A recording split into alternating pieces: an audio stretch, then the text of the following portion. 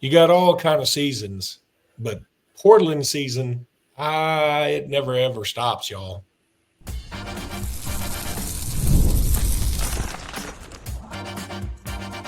You are Locked On Bama, your daily podcast on the Alabama Crimson Tide. Part of the Locked On Podcast Network, your team every day.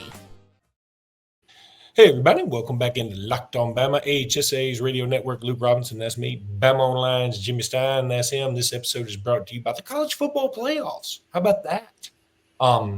So Alabama is involved with the playoffs. How about that?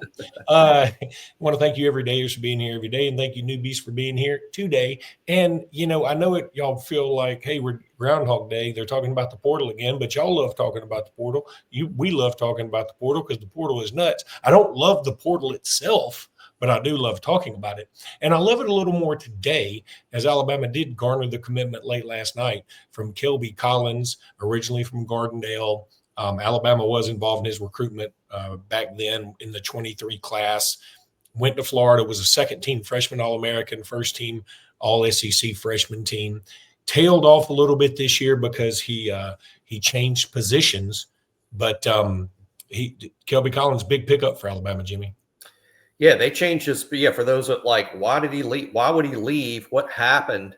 Why did he have a drop off in a sophomore season? I think it's almost a little bit like the LT Overton situation, a little bit, not identical, but a little bit like it in the sense that there was a position change for Kelby. They moved him inside. It would be the equivalent of Alabama in our current scheme moving a bandit like LT Overton. Imagine if we took LT Overton and said, you know what, LT, we need you inside. We got a new coach coming in, so you're going to have a new coach, and we're moving you inside, and you're not going to be the starter. I think Kelby, from that point, he was transferring from there, and it was kind of a lost season for him. I think the only downside, or the only thing that kind of really sucked about that situation, especially for Kelby, is that he played in 6 games and not 4. So this lost season counts for him, and really it didn't count. At Alabama, he's going to move back, quote, outside. He is thought to be a bandit at Alabama. That was the position he more or less played as a freshman at Florida when he was, as Luke pointed out, a freshman all-star. But now he's 2 years older. He's more mature. I think he's going to be more comfortable back home playing football. This is definitely a big pickup. I don't think people should get carried away. I don't think he's going to be awesome. If he was an awesome player, we would have known about it at Florida and very likely never would have left. I think this is a player that is good, that can be better than good, and we're going to get the best of Kelby Collins. I don't think Florida ever saw that. Yeah, I feel like Kelby Collins is a monster pickup. I really do. And I know that he might not necessarily be the highest rated guy in the portal. I'm really high on this guy. I mean, in fact, I'm looking on 3, they get him the number 76 guy in the portal. I think that's kind of nuts. I mean, they got him below somebody like Walker White. Are you serious? Kelby, yeah. I mean, it's funny how these things get rated, but I think even Bone had something to say about that on BOL. I wasn't going to say it out loud, somebody else did. But Bone said, I wouldn't take those transfer rankings at On 3 as seriously as we do the recruiting rankings for any number of reasons. So I think it's a really difficult thing to do because everyone's leaving where they're coming from a different place. Not everyone's played a lot. A lot of it's still, but like Luke said, having Kelby Collins behind Walker White's ridiculous. But why would he be behind Walker White? Probably recruiting rankings, because Walker was, a big-time quarterback and was ranked real high coming out of high school for that reason. I agree. I would take Kelby Collins over Walker right now. I mean, might change my mind in 2 years, but Kelby, look at what Alabama picked up in the portal last year, Luke. Think just on the defensive side of the ball. Keon Sabb, LT Overton, Damani Jackson.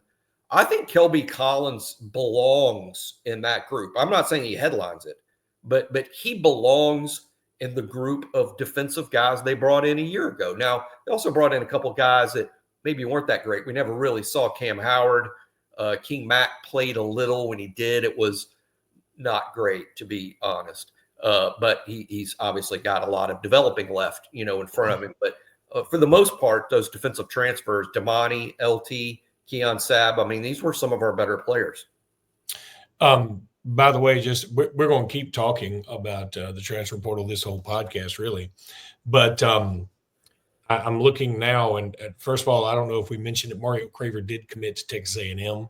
Of course, he was giving Alabama a look. He's from Central Clay County, not Central Clay County, Clay Chalkville. Lee Hunter from down in your neck of the woods was at Auburn initially, transferred to UCF. He just committed to Texas Tech. That's a little surprising. Me too. It's really a lot surprising. But keep in mind, Texas Tech signed that softball player for like $1 million. Yep. So don't be fooled into thinking that the only people with money in Texas are at Texas and Texas A&M. West Texas has some money too, and I'm sure that was going to be NIL driven. But pretty surprising. He's a good player. I'm not sure he's ever. How about put it this way? I don't think we would ever use the word Saban bot to describe him, if that makes sense. No, it makes sense. And then just, again, because I'm seeing Texas Tech again here, it's just funny how this portal thing is working. They are getting Romello Height, apparently, who initially started out at Auburn. I think he committed, and then he transferred. I want to say he transferred to USC and then to Georgia Tech, and now he's at Texas Tech. Apparently, he hadn't committed there yet, but he's going to. This thing is so wild. I mean, it's just we got to get a hold on this mother. I mean, musical chairs. It's like literally like musical chairs. All these guys moving around. On the one hand, it's interesting. I know this. Not everyone. Most everyone says, "God, I hate the portal. I hate the portal." And you hear that here, and you see it on our BOL board. I hate the portal. I hate the portal. Well, we get all these numbers from On3 about what we should be writing about, what people want to read about. If you put the words transfer portal in a headline, people click on it. I mean, for all us talking about how much we hate it, that transfer portal is an attention grabber in terms of what the public reads about. Now, they might be hate reading it. They might read it and go, I hate it.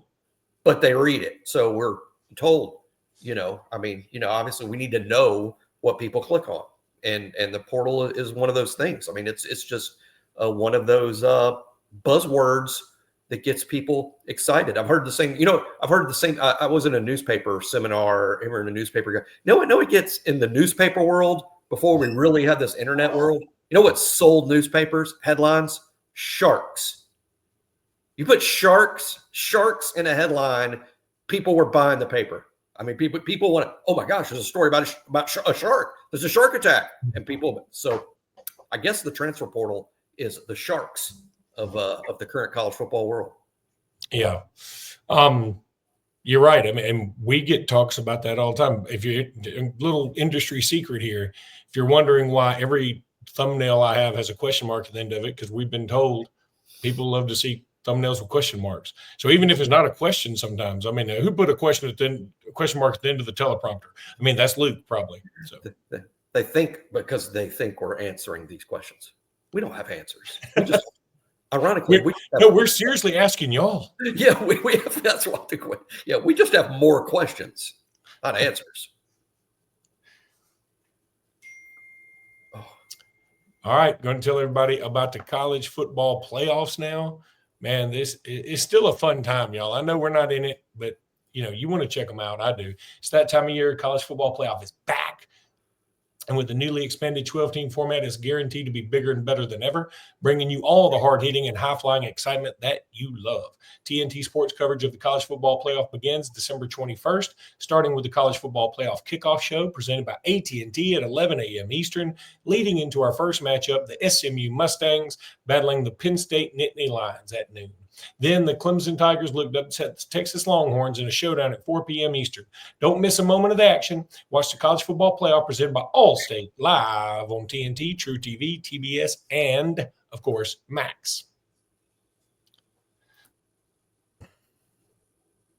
So continuing on our run of transfer portal news, Cam Dewberry, who's visiting Alabama, there now, I think, and he took a picture of Alabama Stadium last night. And there's also a former Utah and former Michigan cornerback Cameron Calhoun. He's got 3 years of eligibility remaining. I wonder if he becomes a little bit more of a priority if we are going to consider moving Mbakwe over to the offensive side of the ball. Well, we started off the show. We mentioned Mario Craver. We haven't mentioned KC Concepcion in a couple of days for a reason. But if you guys think about it, and by the way, the Mbakwe stuff broke publicly, but it had been going on privately for a day or two in terms of what's going on in terms of discussion. But my point being that if you're moving Mbakwe to receiver, and your plan in the portal was we need an impact receiver, and it would be probably good if we picked up a second one because we lost too many guys. Mbakwe's your second one, right? He might even be your impact receiver. So I think the portal needs have changed just based on the fact that Bach's going to play either both sides of the ball or on offense. And I would look for Alabama really at wide receiver, Luke. I think they would really like to sign Isaiah Horton. We haven't talked about him enough. I don't even know that he's officially in the portal. But I he's think not in the portal yet. Yeah, he filed some paperwork, and the expectation was, and I think it would really surprise Alabama, although Miami did lose their top receiver to the draft. I think that Restrepo kid is entering the draft. So I hope Horton doesn't go, gosh, if I stay, I might be wide receiver one here. But regardless, they want Horton. And BOL, we've predicted that that's going to happen. But if you have Horton and you add Mbakwe, I don't know that you need more receivers. But Luke's right. Now DB becomes an issue. Our numbers at DB aren't very good. And while you don't necessarily need a starter, because you like Damani and Zabian right at corner, and Bray Hubbard and Keon Sabb will be a more than adequate starting duo at safety. But you do have a question mark at Husky. Maybe Deshaun Jones, maybe Red Morgan. But I think at defensive back, Luke, the real issue is depth. There's not good depth back there. So maybe this 3-year guy, Calhoun, could at least show up and be, a number 2 guy and wait his turn for the lineup. I don't know that you need to go out and get, like that Virginia Tech corner that signed with LSU. A lot of Alabama fans wanted him, but, with assuming Damani comes back. And by the way, I do too much assuming that, but I felt all along that Damani would be back at Alabama next year. I know it's a tough decision, and it could go the other way, but I've always been confident that Damani's coming back.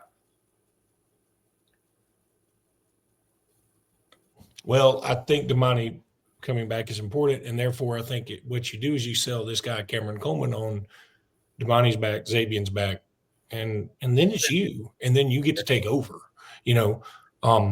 and I think that that's important, and I would certainly love to. I think this guy seems like he's actually higher rated than Kelby Collins, which is, again, seems a little nuts to me. I'm biased because I win the AHSA radio network. I've seen Kelby Collins. I think he's great. I'm fired up about Kelby Collins. Yeah, Kelby Collins should be ahead of that DB, the Michigan and Utah transfer Calhoun. He should definitely be ahead of him. Now, I am excited about a guy that's coming in later this week, the kid from Colorado. Luke's better with his name than I am. Nakai Mills Green. Nakai Mills Green.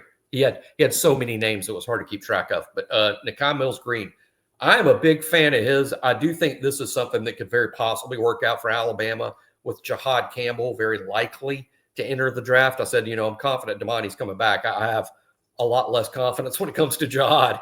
Jihad's been a 3-year player, and he's played a lot the last 2 years, and he's just sort of, I think, ready for the NFL.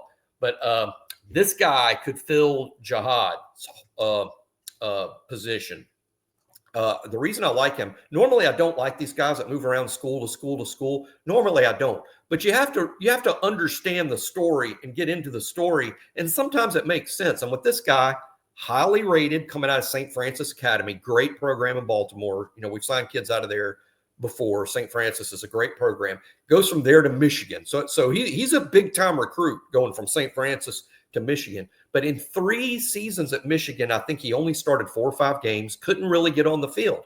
And now he's like, gosh, I think I'm an NFL guy. I'm not getting on the field. I want to go somewhere where I can play. Well, his high school coach had taken the head coaching job at Charlotte for the 49ers. So he's like, I know I can play there. I know that system. I know that coach. So he goes to Charlotte and plays. What happens? Second team all conference in his first year as a starter. I know it's the American Athletic, but it's still a big deal to be an all-star player. So now he's completely proven. Now he thinks to himself, all right, now I showed the big boys I can start and play. I want to go play in the big time. Colorado offered him that, a Power 4 opportunity. Hey, the spotlight shines on Boulder, Colorado, thanks to Coach Prime. So he goes to Colorado. What happens there? Now he proves himself at the Power 4 level. Now he's a second team all Big 12 linebacker. Now he's heading into year 6. Believe it or not, he's gotten a whole nother year of eligibility because of COVID and a redshirt year. And now he's thinking, hey, now I'm a certified all-star Power 4 player. It's time for me to cash in. I want some NIL money. I want a bigger platform than even Colorado. And here comes Alabama. Believe it or not, Alabama does pay significant NIL money, and it is the biggest platform in college football. So when you say, hey, I don't like these kids that bounce around, I get it. I don't like it either. But when you look at his story, every move he's made makes sense in terms of, hey, I'm trying to get to the NFL. I'm trying to better my opportunities. So I'm a fan. And the fact that you'd have a 6-year guy that's been a 2-time all-star in college football playing in the middle of your defense, I love it. Sign me up. Well, not only just sign you up, I mean, and people go, well, it's a step down from Jahad Campbell. Jahad Campbell was second team, all SEC. Yeah, right? That's right. That's right. I feel like this guy can come in and be something like that. And just about everybody's a step down from Jahad, because if Jahad had come back next year, I'd be telling you guys he's the best inside linebacker in college football. He's the absolute best in the whole sport. And so anyone's going to be a step down from Jahad, because I think that's where he would be if he came back. I assume there is no chance on just Booker or Jahad coming back. Jahad, I have not, if we're putting possibilities, and by the way, some of this is guess and some of it is because I hear things. I think Booker is pretty much near 100% out. I'm going to still keep it in the 90s. Let's say 95% out. I'll go Jahad 90% out.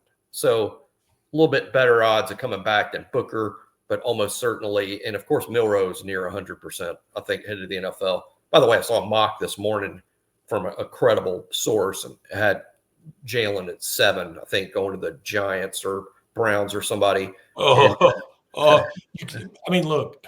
You know what's funny? Yeah, as much crap as Milroe has taken from Alabama fans, the heat from a lot of Alabama fans, I'm not sure that New York media is a good idea for him. God, I mean, nobody's going to pull for him like I'll pull for him, but man, I don't want him in those situations. Those are two organizations that just aren't run very well right now. You almost hope that he goes like 28th to somebody that's like, hey, we got a quarterback, but we're going to need one in about 2 years. Yeah. That would be ideal, not just for Jalen, but for almost anyone. Imagine what that would have done for even Bryce. Yeah. Better team, sit, learn, like he did at Alabama. People forget that Bryce sat and learned from Mac Jones for a year, and then he was really ready, right? And that same thing happens in the NFL, but just even more magnified. But no, I think Jalen consistently getting these first-round mocks is going to come out now. Does that mean he's definitely going in round 1 or definitely the top 10? I don't think so. As a matter of fact, I'm for now sticking with what I've always said, is that Milroe will go in the second round. Although there's no shame in that. I think Derrick Henry did it. I think if you're a quarterback that's going to be taken in the second round, I would advise virtually anyone to do that. Time to discuss a little FanDuel, because it's the best. I mean, I use FanDuel all the time. I know y'all do too, because we've been telling you about it and you want to use it. Get ready to tackle the NFL action with FanDuel, America's #1 sportsbook, right now, because new customers can bet $5 and get $150 in bonus bets if you win. The FanDuel Sportsbook app gives you everything you need to place live bets on the NFL all in one place. So when you get a hunch in the middle of the game, you can check out the latest stats, view live play-by-play, and so much more on the same page where you place your bets. Just visit FanDuel.com to join today. You'll get started with $150 in bonus bets if you win that first $5 bet. That's FanDuel.com. Never waste a hunch and make every moment more with FanDuel, an official sportsbook partner of the NFL. I also want to tell you about Prize Picks, because they're back on board with us, and man, I'm happy to have them. Been a good partner these many years.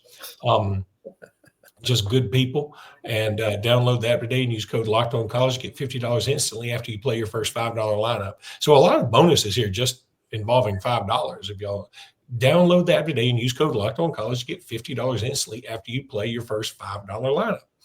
At Prize Picks, you run your game. It's a skill-based fantasy game. It's easy to make lineups. You can just pick more or less on what you think somebody's going to do. It's that simple. Of course, nothing's ever guaranteed, but you really get to do what you want to do here.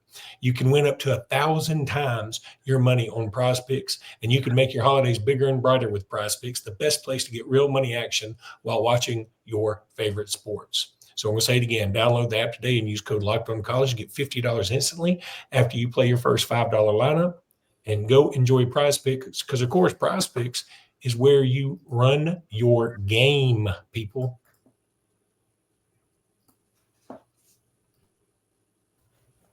What movie or TV show, when you said low these many years and I laughed, it's because it's from a movie or TV show that made me laugh. Do you know where you got that from? I don't. Okay. There's just a line in a movie or a TV It is a line, and I don't know where I got it. And I remember thinking it was really funny.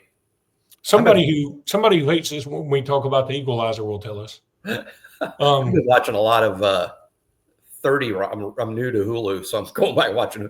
I've been watching a lot of old 30 Rocks. Those are like 15 years old, but I didn't see a lot of. I watched 30 Rock, but not all of them. Just some of them. Now I'm watching all of them. Oh man, it's a good show. Oh, Jack Donaghy is one of my favorite characters of all time. Alec Baldwin is absolutely awesome. And it apparently, I'm not going to do it. I know. You knew where I was going. I had a line along the same Alec Baldwin story and just not right here at Christmas. I'm not going to thought better of it, wasn't. Okay, so let's keep talking portal here for a second. We talked about Isaiah Horton. He announced plans to enter the portal on Monday, but he hadn't entered the portal. Yep. I mean, that's sort of like, I'm going to do it. Well, when I get to it. I don't know what the story is there. I don't know. So my question then would be, because you brought up the Concepcion thing, and we both love him. I would love to get him. If you get Horton and we assume we assume that Mbakwe is moving to offense a little more, if not permanently. What do you do with Concepcion? You sort of let that slide, don't you? I don't know that it's a matter of letting it slide, but I'm not optimistic at all on Concepcion coming to Alabama. And really, first of all, Alabama loves Horton. I mean, they love it. They think he's the fit. Horton's just real big. Concepcion's a great player, but he's just kind of he's not big. Horton's 6'4", 210 or so. I mean, Horton's this big dude that they think complements Ryan and Germ, really well. But here's the thing about Concepcion. Sometimes you have to read between the lines, right? You know what his next two visits are? Miami and Texas A&M. What do they have in common? Well, they're both huge NIL payers, especially out of the portal. These are payers. So to me, it almost sends a message about what KC is looking for. And Alabama is just not going to compete or try to compete with those mega type offers. Now, again, I don't know what all the situation is. I just know, and Casey, I don't think anybody's ruled it out. And he can decide. He wore an Alabama shirt even after he left campus. So I think he likes Alabama a lot. And, it might work out. But I think in terms of if Mbakwe is going to receiver and you're adding Horton, then I think maybe that KC ship may have sailed, especially if he's also looking for that big payday that comes along for someone. Yeah, and that's sad, not tragic. I mean, we were excited about it to begin with, not tragic. I can kind of live with it. Now, here's the other thing, and somebody brought this up very cryptically on Twitter that professes to be an Alabama insider. I'm not even going to say who it is, but he said, "Hey, what if y'all need to chill out? What if Alabama's looking at dudes that are in the CFP right now?" And there's a point. Oh, well, definitely. Because not only those guys have an additional window, So a lot of people think, well, the window, you can't enter the portal after the 28th. That's not true. If you play in a bowl game or a playoff game after December 28th, you will still have time to enter your name in the portal, including Alabama players, by the way. Alabama players can now put their name in the portal up until 5 days after the ReliaQuest Bowl. Playoff teams the same way. And then there could be coaching changes. We saw last year, look, in the Final Four, there was only 4 playoff teams last year. Half of them lost their coaches. Saban left Alabama. No, 3 of them did. Saban left Alabama. Harbaugh left Michigan. DeBoer obviously left Washington. So, hey, even these playoff teams can lose their coaches. That's a 30-day window or something outrageous, as we know, at Alabama. That was torturous when that happened to our Crimson Tide. So, yeah, that could easily happen, that Alabama's interested in players that are on current playoff teams. I just thought of this because there are rumblings, even though I think it's bananas, but there are rumblings that what if Ohio State loses Tennessee or, God forbid, gets blown out by Tennessee? Yeah. If you let Ryan Day go, then I wonder what in the world. I mean, do you talk about some dudes that might get in the portal just to see what happens? Jeremiah Smith may end up playing for the New York Mets for $750 million. Like that Soto guy be like, wasn't it Soto? Soto, yeah. Soto. Be like, hey, I thought y'all were going to pay me. Yeah, but we're canceling that contract. No, I mean, that's kind of what would happen.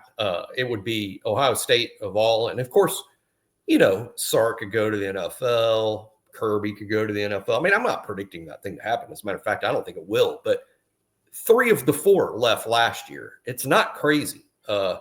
So, yeah, you keep spots for that. You already have an inkling probably of kids that are going to be in the portal, even though they're with playoff teams now. Penn State's backup quarterback has already entered the portal. Yeah, weird times in college football. Who you got winning these games, by the way? We don't have to spend a lot of time on it. Who you got winning the 4 playoff? Oh, yeah, we really hadn't done a prediction. I tell you what, Jimmy, we might do one more show later today for a prediction show if you got time. Maybe a short show.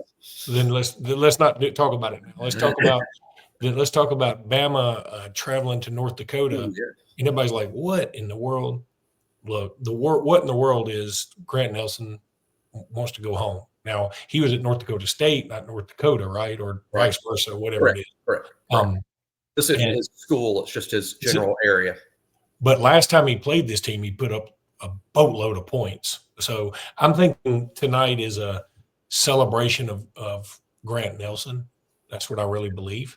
And I'm here for it. Yeah, I would have been here for it if Alabama said, you know what, we're going to go play the University of Ohio for Mark Sears. I'd have been here. Feels like temperature this morning where they were, where the team was, the feels like temperature, -6. Death? -6, yes. -16. Look, I'm a Southern guy. I can tell you this: I have to go to Ohio a lot to see my kids. There is no ashier human being than a Southerner who has to go to the north in some of these dry, cool, super cold areas. I mean, I change. I mean, my DNA changes when I go up there. That trip to Indianapolis, I went there for the 2021 national championship, and it was during a cold spell for Indiana. Even Indianapolis was like, hey, this is cold. I think the high one day, or the temperature one day when I was downtown Indianapolis, was 4. That was the temperature, 4.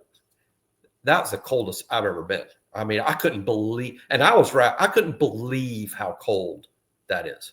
Yeah, I was there for it too. It was cold, and I'll never forget. Doug Amos, whose show I go on, and I'll go on today. He said, "Hey, can we do like a quick?"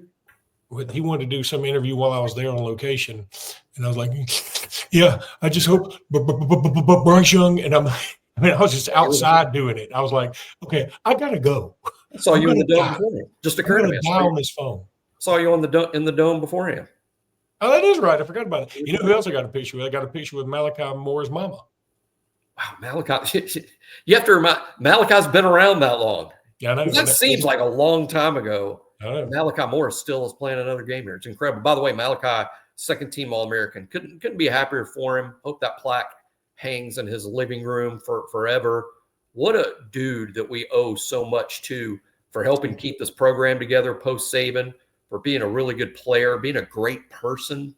and just being kind of the heart and soul of this defensive program now for 5 years. Shout out to Malachi Moore.